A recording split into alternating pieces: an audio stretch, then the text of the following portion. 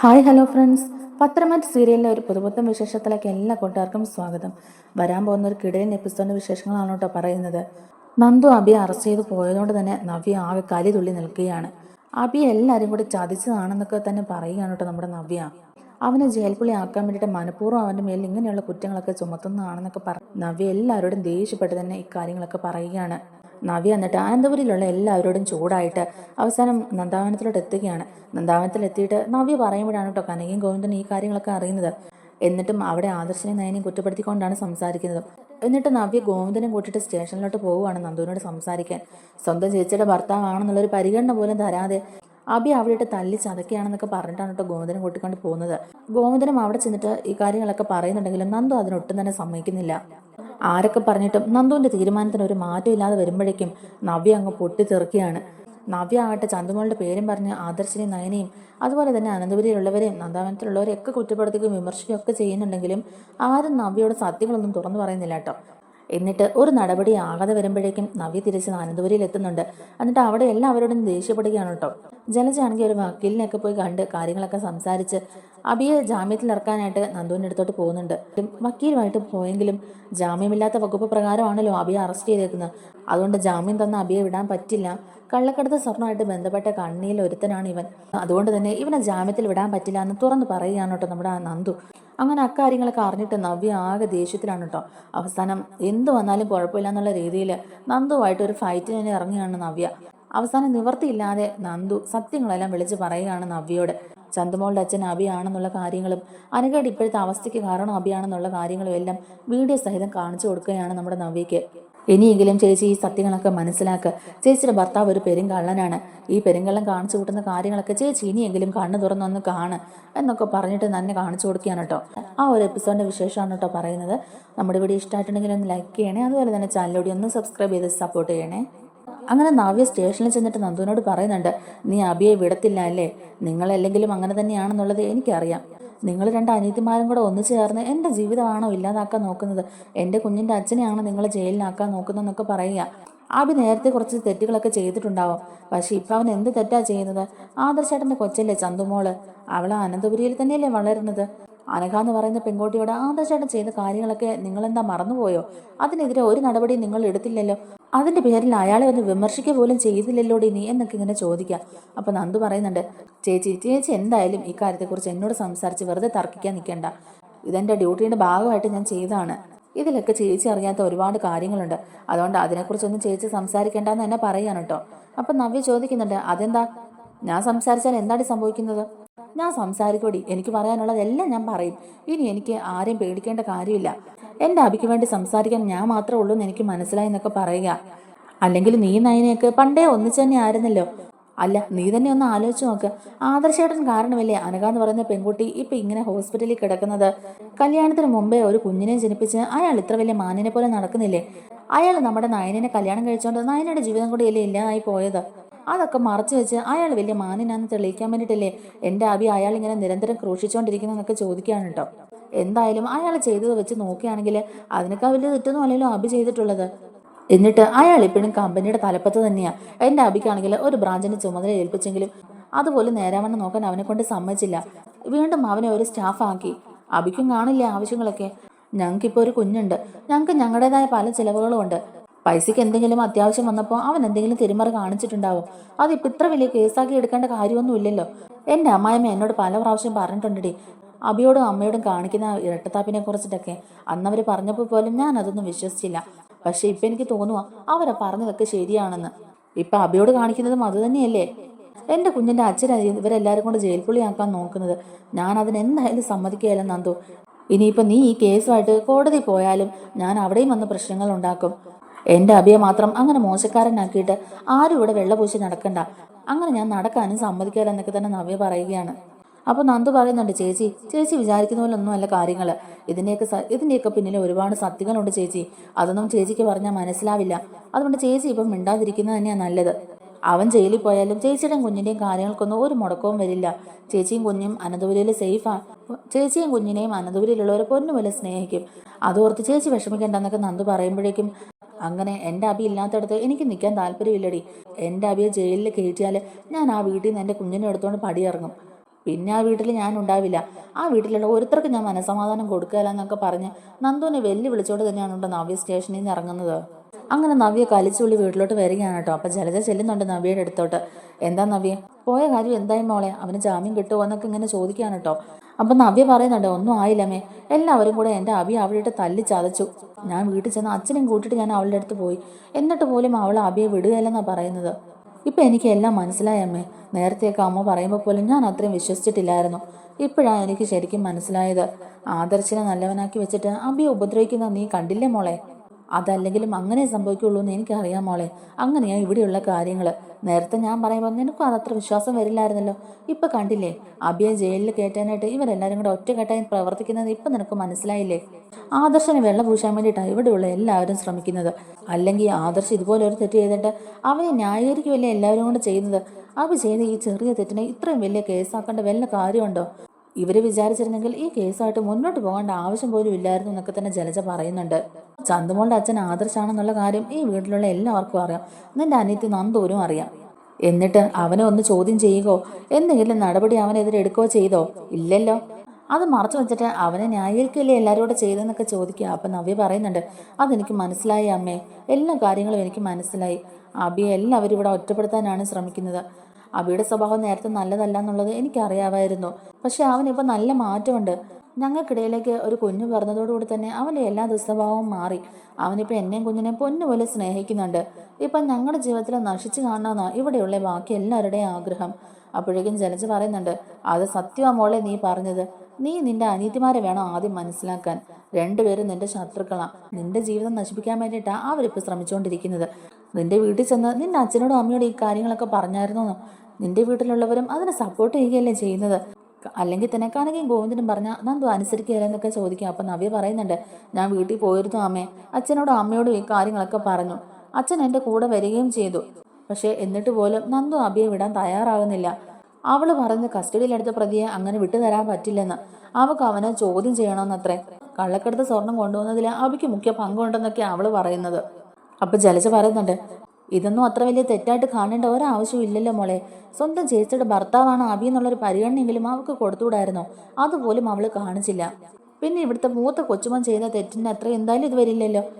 അതാ ഞാൻ പറഞ്ഞത്, ഇവിടെ മൊത്തത്തിലൊരു ഇരട്ടത്താപ്പ് നയമുണ്ട്.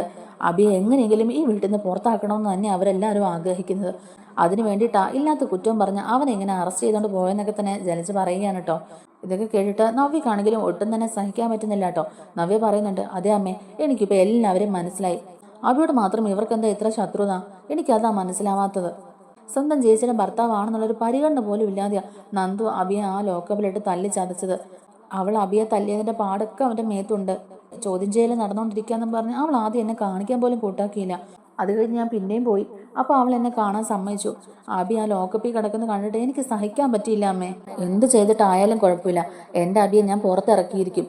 ഇനിയിപ്പോൾ ഈ വീട്ടിൽ നിന്ന് പുറത്തു പോകേണ്ടി വന്നാലും ഇവിടുത്തെ കാരണവന്മാരെ ഒന്നും എനിക്കിപ്പോൾ ഒരു പേടിയുമില്ല. എന്തിന്, ഇവിടുത്തെ മുത്തശ്ശനെ പോലും എനിക്കിപ്പോൾ പേടിയില്ല. എനിക്ക് പറയാനുള്ള കാര്യം ഞാൻ എല്ലാവരുടെ മുമ്പിൽ തുറന്ന് പറയുക തന്നെ ചെയ്യും. എൻ്റെ അബി മാത്രം അങ്ങനെ ഇവിടെ കുറ്റക്കാരനായിട്ട് ചിത്രീകരിക്കേണ്ടെന്നൊക്കെ തന്നെ നവ്യ ദേഷ്യത്തോടെ പറയുകയാണ്. അപ്പോൾ ജലജ ഉടനെ ഒരു കള്ളക്കണ്ണീരൊക്കെ അവിടെ ഒഴുക്കുന്നുണ്ട് കേട്ടോ. എന്നിട്ട് ജലജ പറയുന്നുണ്ട്, അതേ മോളെ, അവൻ്റെ ആ അവസ്ഥ എനിക്ക് കാണാൻ വയ്യ. അതുകൊണ്ടാണ് ഞാൻ പിന്നെ പോകാതിരുന്നത്. അവൻ ലോക്കപ്പിൽ അടി കൊണ്ട് കിടക്കുന്ന കാണാനുള്ള മനക്കരുത്തൊന്നും എനിക്കില്ല മോളെ. ഞാനിങ്ങനെ എന്തെങ്കിലുമൊക്കെ വായി തോന്നുന്നത് വിളിച്ച് പറയുന്നുണ്ടെങ്കിലും എൻ്റെ മനസ്സ് കിടന്ന് പിടയ്ക്കുന്നുണ്ട് മോളെ. എൻ്റെ അബിക്ക് ഇങ്ങനെ ഒരു അവസ്ഥ ഉണ്ടായല്ലോ എന്നോർത്ത് നെഞ്ചു പൊട്ടി കരയുന്നുണ്ട് ഞാൻ. ഇതൊന്നും ഇവിടെ ഉള്ളവർക്ക് പറഞ്ഞാൽ മനസ്സിലാവില്ലല്ലോ എന്നൊക്കെ ഓർത്ത് ഇങ്ങനെ വിഷമിക്കുകയാണ് കേട്ടോ. അപ്പോൾ ഉടനെ നവ്യ പറയുന്നുണ്ട്, ഇതൊന്നും ഓർത്ത് അമ്മ വിഷമിക്കേണ്ട അമ്മേ. ഞാൻ എന്തായാലും ഇതിനൊരു പരിഹാരം ഉണ്ടാക്കിയിരിക്കും. അബിയെ ഞാൻ എങ്ങനെയെങ്കിലും ജാമ്യത്തിൽ ഇറക്കും എന്ന് തന്നെ പറയുകയാണ് കേട്ടോ നവ്യ. നാളെ രാവിലെ ഞാൻ വീണ്ടും സ്റ്റേഷനിലേക്ക് തന്നെ പോകുന്നുണ്ട്. അവളോട് എനിക്ക് കുറച്ച് കാര്യങ്ങളൊക്കെ സംസാരിക്കാനുണ്ട്. അവളുടെ വിചാരം അവളാണ് ഇതിൻ്റെയൊക്കെ തലപ്പത്തുന്ന. അവളുടെ മുകളിലും ഉദ്യോഗസ്ഥരൊക്കെ ഉണ്ടല്ലോ. അബിക്ക് സ്റ്റേഷൻ ജാമ്യം കിട്ടിയില്ലെങ്കിലും ഒരു വക്കീലിനെ വെച്ചിട്ട് കോടതിയിൽ നിന്ന് ഞാൻ ജാമ്യം മേടിക്കും. കോടതിയിൽ നമുക്ക് വാദിച്ച് ജയിക്കണോ അമ്മേ? അബിയുടെ ഭാഗത്ത് ഒരു തെറ്റും ഇല്ലയെന്ന് പറഞ്ഞ് തന്നെ നമുക്ക് വാദിക്കണം. അതുപോലെ തന്നെ ആദർശ് എന്ന അയാളെ നമുക്ക് കൊടുക്കണം. അയാൾ ചെയ്ത എല്ലാ വൃത്തികേടുകളും എല്ലാവർക്കും മുമ്പിൽ നമ്മൾ തുറന്നടിക്കണം. അയാൾ അങ്ങനെ മാന്യത ചമഞ്ഞ് അങ്ങനെ നടക്കുമൊന്നും വേണ്ട. എൻ്റെ അബിയെ കോടതി കയറ്റിയിട്ട് അയാളിങ്ങനെ ഇരുന്ന് സുഖിക്കുമൊന്നും വേണ്ട. അതിന് ഞാൻ സമ്മതിക്കത്തുമില്ല എന്ന് തന്നെ പറയുകയാണ്. അപ്പം ജലജ പറയുന്നുണ്ട്, അതേ മോളെ, അങ്ങനെ തന്നെ ചെയ്യണം. ഇതിനു മുമ്പും ഇതുപോലെ അബിയോട് ഓരോന്ന് കാണിക്കുമ്പം അതിനൊക്കെ പ്രതികരിച്ചത് കൊണ്ടാണ് ഞാനും എൻ്റെ മോനും ഇപ്പം ഈ വീട്ടിൽ കൊള്ളരുതാത്തവരായത്. ഞങ്ങൾ മോശക്കാരായതും അതുകൊണ്ടൊക്കെ തന്നെയാണ്. ഇങ്ങനെ പ്രതികരിക്കുന്നതിൻ്റെ പേരിലാണ് എല്ലാവരും ഞങ്ങളിങ്ങനെ കുറ്റപ്പെടുത്തുന്നതും. ഇപ്പം നിനക്ക് എന്തായാലും കാര്യങ്ങളൊക്കെ മനസ്സിലായല്ലോ. ഇപ്പം നീയും ഇതൊക്കെ പറയുന്നതുകൊണ്ടാണ് നിന്നെയും കൊള്ളരുതാത്തവളാക്കുന്നത്.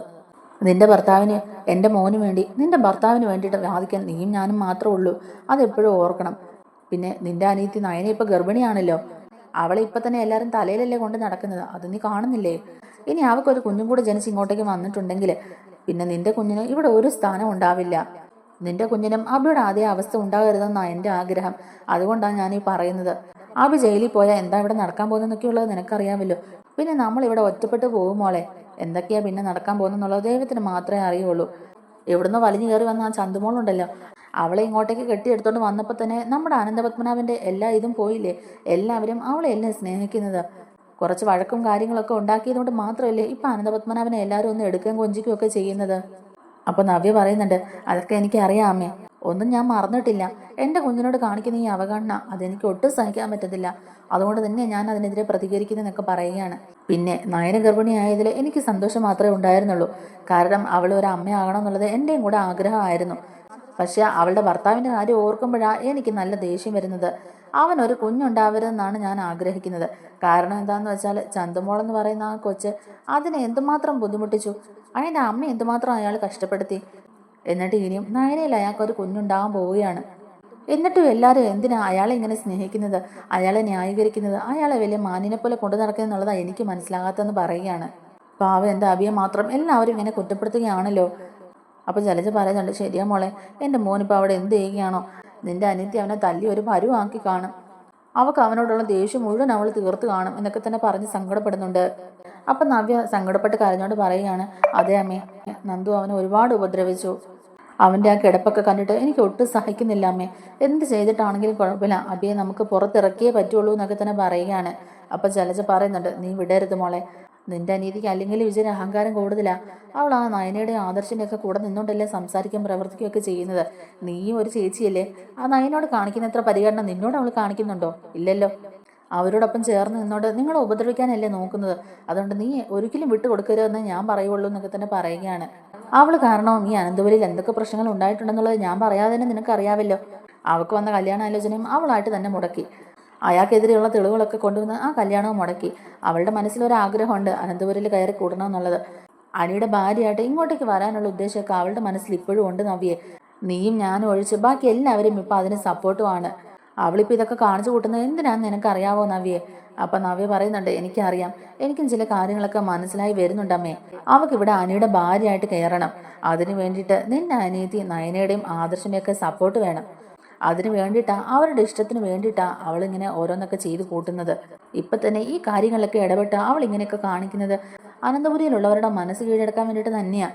നീ ഒന്ന് ആലോചിച്ച് നോക്ക്. നേരത്തെ എല്ലാവരും അവരുടെ ബന്ധത്തെ എതിർത്തിരുന്നു. ഇപ്പം അങ്ങനെയാണോ? നീയും ഞാനും ജാനകി ഒഴിച്ച് ബാക്കി എല്ലാവരും അവരുടെ ബന്ധത്തെ ഇപ്പം അനുകൂലിക്കുന്നവരാണ്. അവസാനം കലി വന്നിട്ടും ജലജ പറയുന്നുണ്ട്, എൻ്റെ മോനെ ഈ പരുവത്തിലാക്കിയിട്ട് അവളുടെ ആഗ്രഹം നടത്തിയെടുക്കാൻ ഇപ്പം എല്ലാവരുടെയും സപ്പോർട്ട് അവൾക്ക് ആവശ്യമാണ്. അതുകൊണ്ടാണ് അവൾ ഈ കാര്യങ്ങളൊക്കെ ചെയ്യുന്നത്. അബിയെ എങ്ങനെയെങ്കിലും ഈ തറവാട്ടിൽ നിന്ന് പുറത്താക്കിയാൽ അവൾ ഉദ്ദേശിക്കുന്ന കാര്യങ്ങളൊക്കെ നടക്കുമല്ലോ. എല്ലാവർക്കും അവളെ ഇങ്ങോട്ടേക്ക് കൊണ്ടുവരാൻ താല്പര്യം ഉണ്ടാവും. അതിന് വേണ്ടിയിട്ടൊക്കെ തന്നെയാണ് അവൾ ഇങ്ങനെ കാണിക്കുന്നതെന്ന് പറയുകയാണ് കേട്ടോ. അപ്പോൾ നവ്യ പറയുന്നുണ്ട്, ഒരിക്കലും അവളുടെ ആഗ്രഹം നടക്കാൻ പോകുന്നില്ല. എൻ്റെ അബിയെ ജയിലിലേക്ക് അയച്ചിട്ട് അവൾക്ക് നല്ലൊരു ജീവിതം എന്തായാലും ഉണ്ടാകാൻ പോകുന്നില്ല. അതിനോട്ട് ഞാൻ സമ്മതിക്കുകയില്ല എന്നൊക്കെ തന്നെ ദേഷ്യപ്പെട്ട് പറയുകയാണ് നവ്യ. അങ്ങനെ പിറ്റേ ദിവസം രാവിലെ തന്നെ നവ്യ നന്ദുവിനോട് സംസാരിക്കാനും ഒക്കെ ആയിട്ട് അങ്ങോട്ടേക്ക് പോവുകയാണ്. നന്ദു മനഃപൂർവ്വം അബിക്കെതിരെ തിരിഞ്ഞിരിക്കുകയാണ്. അബിയെ ജയിലിലാക്കാൻ വേണ്ടിയിട്ട് നന്ദു മനഃപൂർവ്വമാണ് ഇങ്ങനെയുള്ള കാര്യങ്ങളൊക്കെ ചെയ്യുന്നത്. ആദർശേട്ടൻ ഇത്രയും വലിയൊരു തെറ്റ് ചെയ്തിട്ടും അയാളെ ഒന്ന് ചോദ്യം ചെയ്യാൻ പോലും തയ്യാറായിട്ടില്ല അവള്. പിന്നെ അബിയോട് മാത്രം എന്തിനാ അവൾക്ക് ഇത്ര ശത്രുത? ഒന്നുമില്ലെങ്കിലും അവളുടെ സ്വന്തം ചേച്ചിയല്ലേ ഞാൻ. എൻ്റെ ഭർത്താവിനെയല്ലേ അവൾ ഈ ലോക്കപ്പിലിട്ട് തല്ലി ചതച്ചത്. എൻ്റെ കുഞ്ഞിൻ്റെ അച്ഛൻ ജയിൽ പുള്ളിയാന്ന് പറയാൻ എനിക്ക് നല്ല നാണക്കേടുണ്ട് അച്ഛാ. അതുകൊണ്ട് എന്ത് ചെയ്തിട്ടാണെങ്കിലും കുഴപ്പമില്ല, അബിയെ എത്രയും പെട്ടെന്ന് പുറത്തിറക്കണമെന്ന് തന്നെ നവ്യ പറയുകയാണ്. അങ്ങനെ അക്കാര്യങ്ങളൊക്കെ പറഞ്ഞ് അവരിങ്ങനെ സംസാരിച്ചുകൊണ്ടിരിക്കുന്നുണ്ട്. അപ്പം കനക പറയുന്നുണ്ട്, അബിയുടെ സ്വഭാവം അത്ര നല്ലതല്ലെന്നുള്ളത് നമുക്കെല്ലാവർക്കും അറിയാമല്ലോ.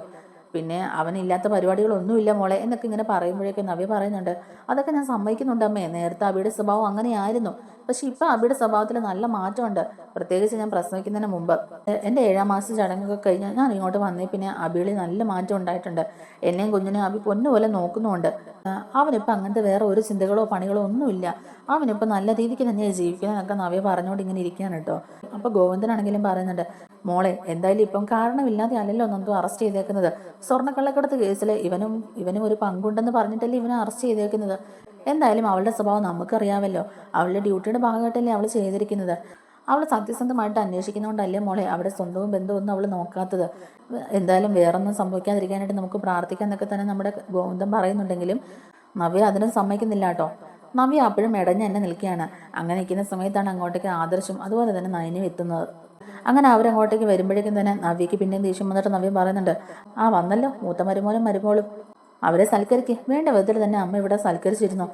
എന്തായാലും ഇപ്പം എല്ലാവർക്കും ഇവരെ മാത്രം മതിയല്ലോ. ഇയാൾ ചെയ്തത്ര വലിയ തെറ്റൊന്നും എന്തായാലും എൻ്റെ അഭി ചെയ്തിട്ടില്ല. എന്നിട്ടും എൻ്റെ അഭിക്ക് മാത്രം ഇങ്ങനെയൊക്കെ സംഭവിക്കുന്നത് എന്താണെന്നാണ് എനിക്ക് മനസ്സിലാകാത്തെന്നൊക്കെ ഇങ്ങനെ പറയാൻ കേട്ടോ. അപ്പോൾ ആദർശം പറയുന്നുണ്ട്, അല്ല നവ്യെ, അവൻ എന്തിൻ്റെ കുറവുണ്ടേട്ടാ അവൻ ഈ പണി ചെയ്യാൻ പോയത്? സ്വർണ്ണക്കള്ളക്കടത്ത് കേസിൽ അവന് മുഖ്യ പങ്കുണ്ടെന്ന് തന്നെ എൻ്റെയും. കള്ളക്കടത്ത് സ്വർണ്ണം കൊണ്ടുവന്ന് മൂർത്തിസ് ജ്വല്ലറിയുടെ ലേബലിൽ ആഭരണങ്ങളാക്കി വിറ്റതിൽ അവന് നല്ല പങ്കുണ്ട്. അത് തെളിയിക്കുന്ന എല്ലാ തെളിവുകളും നന്ദുവിൻ്റെ കയ്യിലുണ്ട്. അതുകൊണ്ടല്ലേ നന്ദു ആ തെളിവുകളുടെ അടിസ്ഥാനത്തിലാണ് നന്ദു അവനെ അറസ്റ്റ് ചെയ്തേക്കുന്നത്. മാസം കൃത്യമായിട്ട് അവൻ്റെ സാലറി അക്കൗണ്ടിലേക്ക് ഇട്ട് കൊടുക്കുന്നുണ്ട്. എന്നിട്ടും അവൻ എന്തിനാ ഈ വേണ്ടാത്ത പണിക്കൊക്കെ നിന്നെന്നുള്ളത് അറിയാത്തെന്നൊക്കെ പറയുമ്പോഴേക്കും നവ്യ ആദർശിനോട് ചൂടായിക്കൊണ്ട് തന്നെ സംസാരിക്കുന്നുണ്ട്. നിങ്ങൾ ഇതല്ലേ പറയുള്ളൂ, അല്ലെങ്കിൽ തന്നെ നിങ്ങളെപ്പോലെ ഒരാൾ ഇപ്പോഴും കമ്പനിയുടെ തലപ്പത്തല്ലേ ഇരിക്കുന്നത്, അതും MD ആയിട്ട്. ഇതുപോലൊരു തെറ്റ് ചെയ്തിട്ടും നിങ്ങൾ ആരും ആ സ്ഥാനത്തൊന്നും താഴോട്ടാക്കിയില്ലല്ലോ. അബി ചെയ്യുന്ന ചെറിയ ചെറിയ തെറ്റുകളെ പോലും വലുതാക്കി കണ്ടിട്ടില്ലേ നിങ്ങൾ അബിക്ക് ഇങ്ങനെയുള്ള ശിക്ഷകളൊക്കെ കൊടുക്കുന്നത്. ആദ്യം അബിക്കൊരു ബ്രാഞ്ച് കൊടുത്തു. അതിൻ്റെ മേൽനോട്ടം പോലും അവനെ നോക്കാൻ ഏൽപ്പിക്കാതെ അവിടെയും വേറൊരാളെ കൊണ്ടുപോയി ഇരുത്തി. പിന്നെ അബിയെ അവിടുത്തെ ഒരു സ്റ്റാഫ് മാത്രമാക്കി മാറ്റിയില്ലേ. എനിക്കറിയാം നിങ്ങളെല്ലാവരും കൂടെ ഒറ്റക്കെട്ടായിട്ട് ചേർന്ന് എൻ്റെ അബിയെ ജയിൽ പുള്ളിയാക്കാൻ നോക്കുകയില്ലേ. എന്തായാലും ഞാൻ അതിന് സമ്മതിക്കുകയില്ല. എനിക്ക് ജീവനുള്ളിടത്തോളം കാലം ഞാൻ സമ്മതിക്കുകയില്ല എന്നൊക്കെ തന്നെ പറയുമ്പോഴേക്കും നവ്യ നയനയും പറയുന്നുണ്ട്, ചേച്ചി ഒന്നും അറിയാതെയാണ് സംസാരിക്കുന്നത്. അബിയുടെ ഭാഗത്ത് തെറ്റുള്ളത് കൊണ്ടാണ് നന്ദു അറസ്റ്റ് ചെയ്തിരിക്കുന്നത്. അല്ലാതെ നന്ദു അങ്ങനെ ചെയ്യുന്ന ചേച്ചിക്ക് തോന്നുന്നുണ്ടോ എന്നൊക്കെ ചോദിക്കുമ്പോഴേക്കും നവ്യ പറയുന്നുണ്ട്, എനിക്കറിയാം, നീ ഇനി കൂടുതലൊന്നും പറയാൻ നിൽക്കേണ്ട. എല്ലാവരും കണക്കാ. ലോകത്ത് ഒരു ചേച്ചിക്കും ഇങ്ങനൊരവസ്ഥ വരാതിരുന്നാൽ മതി. അനിയത്തിമാരാണ് ഇപ്പോൾ പാര പണിയുന്നതെന്നൊക്കെ പറഞ്ഞിട്ട് ദേഷ്യപ്പെട്ട് തന്നെ നവ്യ അവിടെ നിന്ന് ഇറങ്ങി പോകുന്നുണ്ട്. അങ്ങനെ നവ്യ ദേഷ്യപ്പെട്ട് ഇറങ്ങിപ്പോയി കഴിഞ്ഞിട്ട് ആദർശനും അതിനെയും കൂടെ കനകയോടും ഗോവിന്ദനോടും ഒക്കെ ആയിട്ട് പറയുന്നുണ്ട്, അഭി ചെയ്ത തെറ്റിൻ്റെ ആഴം വെച്ച് നോക്കുകയാണെങ്കിൽ അവൻ ജയിലിൽ തന്നെ കിടക്കേണ്ടവനാ.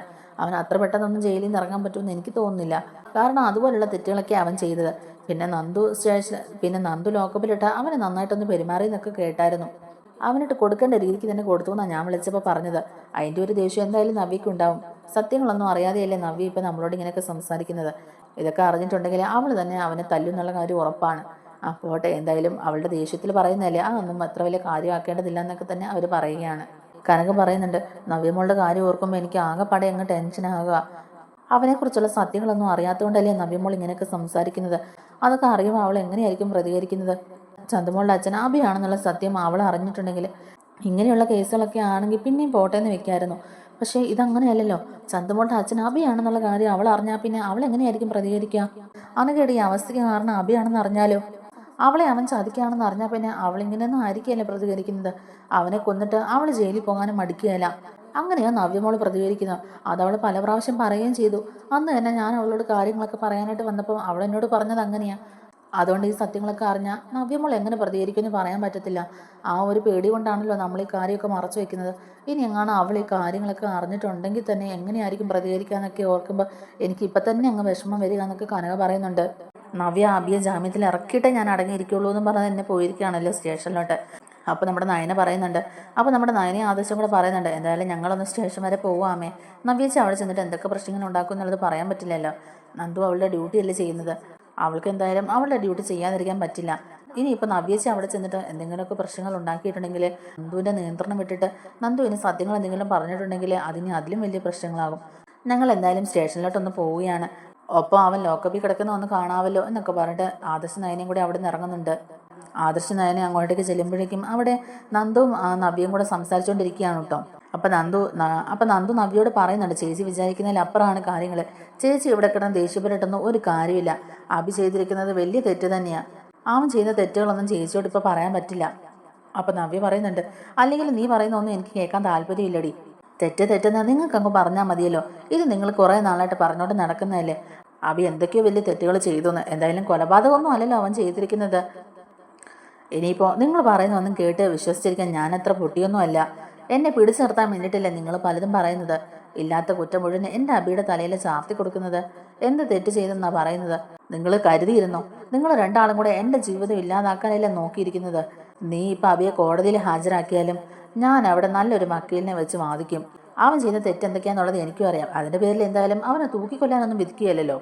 ഞാൻ കോടതിയിൽ വെച്ച് തന്നെ ഇതിനെ നേരിട്ടോളം എന്നൊക്കെ പറയുകയാണ്.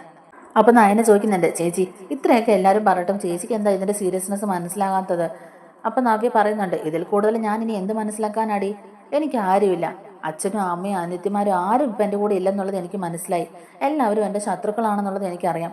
ഇതുപോലുള്ള 2 അനിയത്തിമാർ എനിക്ക് ഉണ്ടായതാ എൻ്റെ ശാപം. എന്തായാലും എല്ലാവരും കേട്ടോ, നിങ്ങളുടെ മനസ്സിലുള്ളതുപോലെ ഒന്നും തന്നെ നടക്കാൻ പോകുന്നില്ല. ഞാൻ അതിനോട്ട് സമ്മതിക്കത്തുമില്ല. എല്ലാവരെയും ശത്രുക്കളായിട്ട് കണ്ടിട്ട് നവ്യ ഒരു ബന്ധവുമില്ലാത്ത കാര്യങ്ങളൊക്കെ എടുത്തിടുകയാണ്. അങ്ങനെ അതും പറഞ്ഞിട്ട് നവ്യ അബിയുടെ അടുത്തോട്ട് പോവുകയാണ് കേട്ടോ. അപ്പോൾ ലോക്കപ്പിൽ ഇങ്ങനെ അടിയൊക്കെ കൊണ്ട് അവശതയായിട്ട് ക്ഷീണിച്ച് കിടക്കുകയാണ് കേട്ടോ നമ്മുടെ അബി എന്നിട്ട് നവ്യ വിളിക്കുന്നുണ്ട്. അന്നേരം അബി വളരെ ബുദ്ധിമുട്ടി എഴുന്നേറ്റ് വന്നിട്ട് നവ്യോട് പറയുന്നുണ്ട്, നവ്യ നീ കണ്ടല്ലോ എൻ്റെ അവസ്ഥ.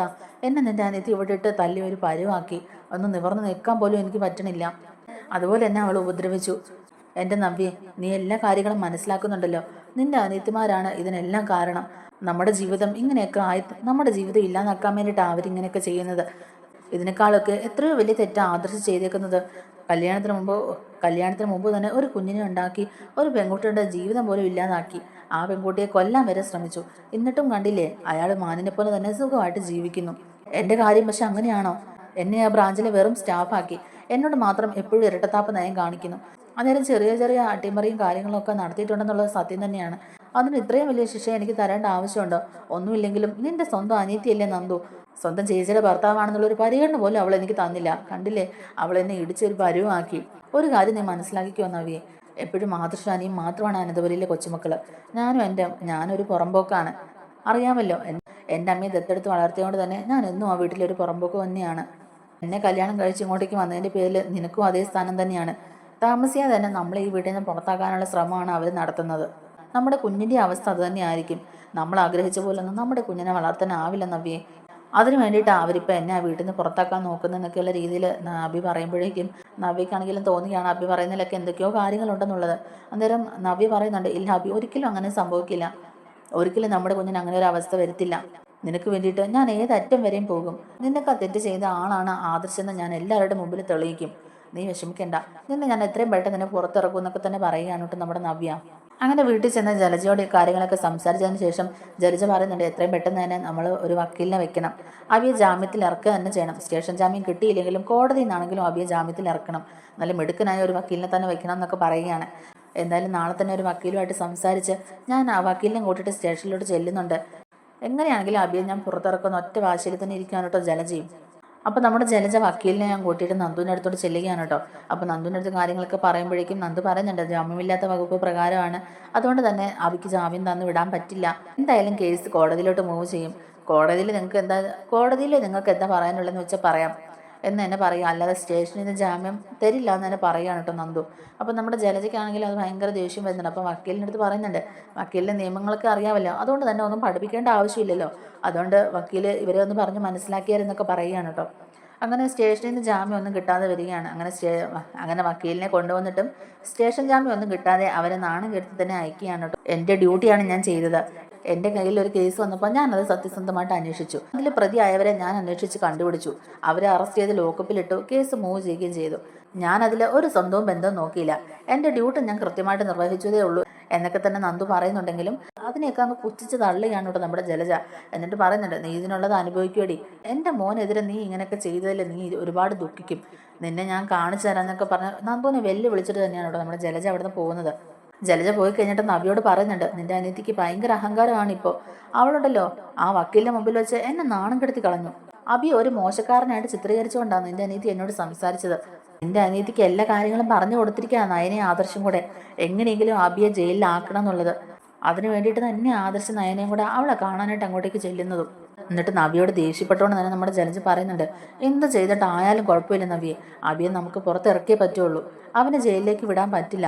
എൻ്റെ മോൻ ഒരു ജയിൽ പുള്ളിയാണെന്ന് പറയാൻ എനിക്കാവില്ല. അതുപോലെ തന്നെ നിന്റെ ഭർത്താവ്, നിന്റെ കുഞ്ഞിൻ്റെ അച്ഛൻ ഒരു ജയിൽ പുള്ളിയാണെന്ന് പറയാൻ നിനക്കാവുമോ? അതുകൊണ്ട് നമ്മൾ എന്ത് ചെയ്തിട്ടാണെങ്കിലും കുഴപ്പമില്ല, അബിയെ നമുക്ക് പുറത്തിറക്കിയേ പറ്റുള്ളൂ എന്നൊക്കെ തന്നെ പറയുകയാണ് കേട്ടോ. അങ്ങനെ നവ്യ രണ്ടും കൽപ്പിച്ച് അബിക്ക് വേണ്ടി സംസാരിക്കാനായിട്ട് പോവുകയാണ് കേട്ടോ നന്ദുവിൻ്റെ അടുത്ത്. അവിടെ ചെന്നിട്ട് നന്ദുവിനോട് വളരെ മോശമായിട്ട് തന്നെ നമ്മുടെ നവ്യ സംസാരിക്കുകയാണ് കേട്ടോ. അവസാനം നിവൃത്തിയില്ലാതെ ജലജ പറഞ്ഞതൊക്കെ വെച്ചിട്ട് അനിയുടെ കാര്യങ്ങളൊക്കെ എടുത്തിട്ടുകൊണ്ട് തന്നെയാണ് നമ്മുടെ നവ്യ സംസാരിക്കുന്നത്. അവസാനം നിവൃത്തിയില്ലാതെ വരുമ്പോഴേക്കും നമ്മുടെ നവ്യയോട് ദേഷ്യപ്പെട്ടുകൊണ്ട് പറയുന്നുണ്ട്, ചേച്ചിയാണെന്ന് പോലെ ഞാൻ ഓർക്കില്ല, ചേച്ചി ആവശ്യമില്ലാത്ത കാര്യങ്ങൾ സംസാരിക്കരുത്, ചേച്ചിയെ ഞാൻ ഇവിടുന്ന് ഇറക്കി വിടുമെന്നൊക്കെ തന്നെ പറയുകയാണ് നന്ദു. ചേച്ചി എൻ്റെ നിയന്ത്രണം വിട്ടാൽ ഞാൻ പിന്നെ എന്തെങ്കിലുമൊക്കെ സത്യങ്ങൾ വിളിച്ച് പറഞ്ഞു പോകും, ചേച്ചിക്ക് അത് പിന്നെ താങ്ങാനാവില്ല, അതുകൊണ്ട് ചേച്ചി ഇവിടുന്ന് പോകുന്നത് തന്നെയാണ് നല്ലതെന്നൊക്കെ പറയുകയാണ്. അപ്പം നമ്മുടെ നവ്യ പറയുന്നുണ്ട്, ഇല്ലടി ഞാൻ അങ്ങനെ പോവില്ല, ഇന്ന് രണ്ടിലൊരു തീരുമാനം അറിയാതെ ഞാൻ എന്തായാലും ഇവിടുന്ന് പോവില്ല, എൻ്റെ അബിയെ വിട്ട് കിട്ടിയേ പറ്റുള്ളൂ, അബിയെ നീ ജയിലിലേക്ക് അയക്കുന്നുള്ളത് എനിക്കറിയാം, അതിന് ഞാൻ സമ്മതിക്കുകയല്ല, എന്നെ കൊന്നിട്ടേ നിനക്ക് അവനെ ജയിലിലേക്ക് അയക്കാൻ പറ്റുള്ളൂ എന്ന് തന്നെ നമ്മുടെ നവ്യ പറയുന്നുണ്ട്. എന്നിട്ട് ആദർശിനെ നയനെയും മുത്തശ്ശിയും ഒക്കെ കുറ്റം പറയുകയാണ് കേട്ടോ നമ്മുടെ നവ്യ. ആവശ്യമില്ലാത്ത കാര്യങ്ങളൊക്കെ എടുത്തിട്ട് സംസാരിച്ചുകൊണ്ടിരിക്കുകയാണ്. അവസാനം ഗത്യന്തരമില്ലാതെ നമ്മുടെ നന്ദു എല്ലാ സത്യങ്ങളും നവ്യയുടെ മുമ്പിൽ വിളിച്ച് പറയുന്നുണ്ട്.